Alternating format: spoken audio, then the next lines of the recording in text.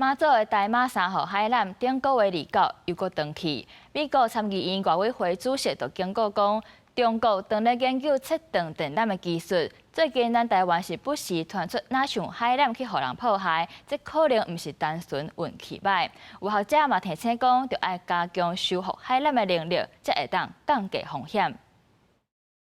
中军继续对台湾施加压力，初一也进行联合的舰备警巡。咱国防部一天查到29架驱强机、6架强艦、2架公务船伫台海适合有活动。验过共军侵略台湾，可能毋拿伫空中甲海面上。美国参议院外交委员会主席李启29伫听证会警示，台湾水军常常发生敢若人为破坏海底电线事件，恐惊毋那只是单纯运气无好。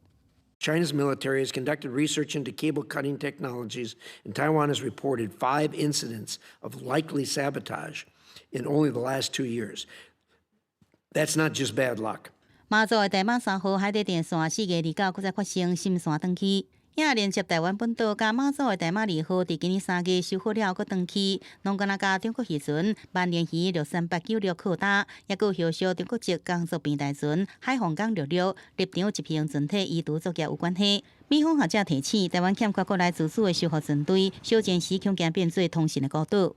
I think that it needs to be part of the military's doctrine in Taiwan that cable repair, rapid cable repair under fire is important as well to deter this. 现在两岸关系紧张的时候，可能对岸这个也是他的手段跟策略之一，可能就是要用这个编列经费的方式以及训练人才的方式，慢慢去做一些培养。以美伊战争为例，一旦爆发冲突，上级船只包含修复船，可能具有避险的考虑，故作进入戦區。黃泰林建議，應經由引進國外技術者方式，一步一步來加強培養國內電線修復船隊。毋但平常時會使互修復速度較緊，戰時會使有防衛的量能，降低台海發生通信戰的風險。